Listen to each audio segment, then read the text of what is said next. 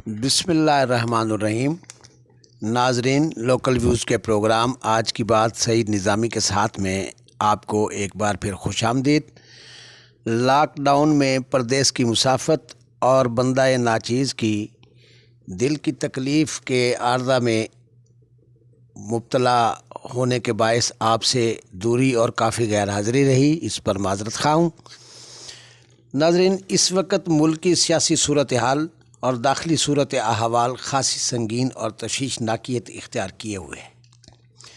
اور اس پر طرفہ تماشا کرونا کی دوسری لہر کے خدشات کی حکومتی خبریں اور اس حوالہ سے عدالتی احکامات و ہدایات کے باعث سیاسی اور داخلی حالات میں خاصی گرما گرمی اور تنقید و باعث کا ماحول پیدا کیے ہوئے ہے۔ ایک طرف حکومت نے جلسے جلوسوں پر پابندی عائد کر دی ہے اور ساتھ ہی شادی کی تقریبات پر بھی پابندی عائد کر دی ہے، لیکن یہاں امر حیرت یہ ہے کہ حکومت نے اوپن شادی ہالز قائم کروا دیے ہیں اور انہیں 300 افراد تک کی رعایت و گنجائش بھی دے دی ہے۔ حالانکہ 300 افراد تو ایک بھرپور اور متوسط بلکہ متمول گھرانے کی شادی میں ہوا کرتے ہیں، جبکہ غریب اور سفید پوش شخص تو فقط 100-150 تک ہی اپنی چادر پھیلا سکتا ہے۔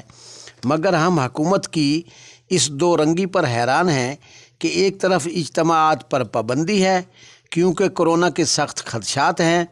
شادی ہالز پر بھی پابندی ہے کہ عمارتوں میں کرونا تیزی سے پھیلتا ہے، جبکہ اوپن شادی ہالز میں بڑے بڑے شامیانوں اور کنوپیز میں شاید کرونا کا داخلہ منع ہے۔ دوسری طرف عدالتوں نے بھی حکومتی کمیٹیوں کی سفارشات و اقدامات کو جائز اور ناگزیر قرار دے دیا ہے اور کہا ہے کہ حکومتی کمیٹیوں کے فیصلوں کی پابندی کی جانی چاہیے، SOPs پر سختی سے عمل درآمد ہونا چاہیے، 300 سے زائد افراد کے اجتماعات نہیں ہونا چاہیے، یعنی عدالتوں کی نظر میں بھی 300 افراد کے اجتماع سے کرونا کے پھیلنے کا خاص احتمال نہیں ہے، جبکہ ہماری نظر میں تو 40-50 افراد کے اجتماع سے بھی کرونا کے خدشات واضح اور لاحق ہو سکتے ہیں۔ کرونا کے حوالے سے ماسک کی پابندی اور سماجی فاصلوں کی بات تو احتیاط لازم ہے کہ حوالہ سے عین درست ہے، مگر ہماری سمجھ سے حکومتی مشیروں کی عقل و دانش کہیں بہت ہی باہر ہے کہ انہیں 300 افراد کے اجتماع پر کرونا کا کوئی اندیشہ نظر ہی نہیں آتا۔ ادھر اپوزیشن جماعتوں اور ان کے رہنماؤں کے کردار اور قول و فعل کے تضادات کی فلمیں بھی خوب منظر عام پر نمایاں طور پر جلوہ افروز ہیں۔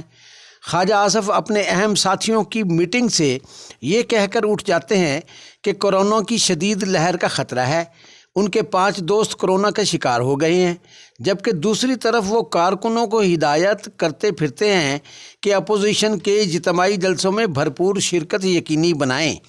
اور قائد نواز شریف کے بیانیے کو تقویت دی جائے۔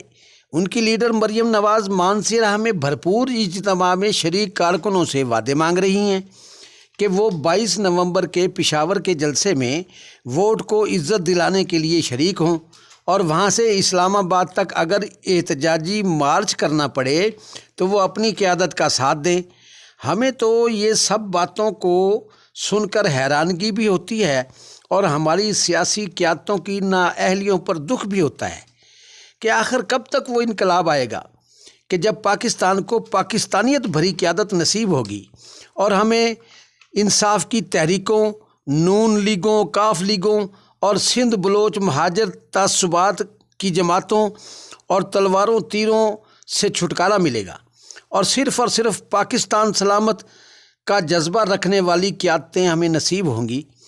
اسی امید پر میری قوم ہر نئے انتخابات کے موقع پر ہر نئے لیڈر سے دھوکہ کھاتی چلی آ رہی ہے اور صرف اس امید پر کہ شاید اب کی بار قوم کی تقدیر بدل جائے، لیکن بدقسمتی سے ہوتا یہی آیا ہے کہ ہر نئے آنے والے نے 4 دن میں اپنی اصلیت کا چہرہ نکال دکھایا ہے اور قوم کو پھر وہی مایوسی کے اندھیرے اور ایک نئی منزل کی تلاش کا سفر دامنگیر ہو جاتا ہے۔ بہرحال خدا کرے کہ اپوزیشن اور حزب اقتدار دونوں کو عقل کے ناخن مل جائیں اور وہ پاکستانی قوم کو سستی روٹی، سستی تعلیم، سستی صحت اور یقینی سستے انصاف کی فراہمی کو اپنی سیاسی دکانداری سے زیادہ مقدم جان کر اپنا حقیقی فرض نبھا سکیں اور قوم کو مہنگائی، غربت اور بے روزگاری کے عذاب سے چھٹکارا دلا سکیں۔ تاہم ہماری یہی دعا ہے بقول احمد ندیم قاسمی کہ خدا کرے میری ارض پاک پر اترے وہ فصل گل جسے اندیشہ زوال نہ ہو۔ آمین۔